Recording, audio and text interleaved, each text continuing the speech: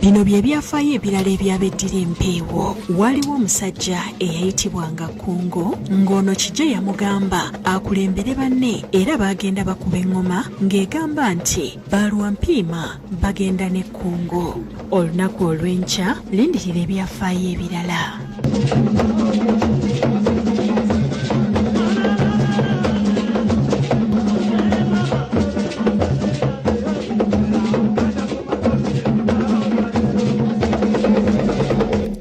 Gataliko nfuufu tuli mu kitundu kyakubiri. Katugende mu mbuutu y'embuutikizibwa aguuga kale nabadigize bakedde kuzambalya ku mugongo nga nso okujja mu kivuulo ekimalako omwaka eky'embuutu y'embuutikizibwa aguuga wakati mu luguudo. Kati okuva ku Makyendo ng'eno Dogoma era nga babukeereza nkokola naffe ne bajja okudigida wano mu luguudo wakati. Zigenza okwera saa 3 ez'okumakya nga abadigize abagala okulya ku ssente zaabwe basimbye nnyiriri okuyingira munda mu kivulu ky'embuutu y'embuutikizibwa aguuga wakati mu luguudo ekiteekeddwa kampuni ya Vision Group ku First Street mu Kampala.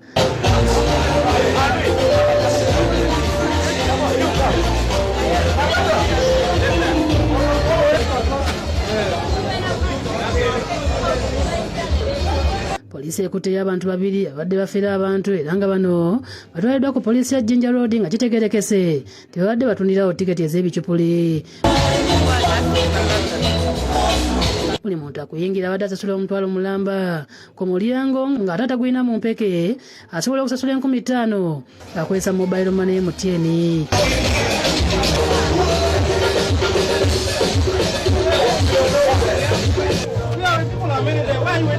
Wasoosera empaka z'abayimbi abato era abasinze babiri omu aweereddwa akakadde omulala emitwalo 5.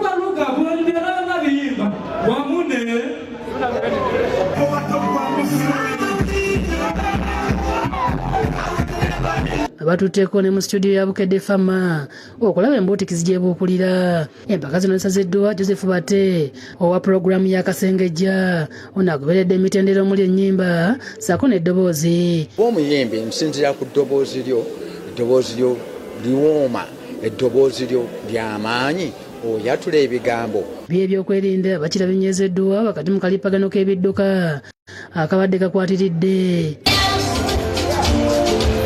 Sulaimani Mutebi ne David Tamale bakusakidde eggulu lino ku Bukedde TV.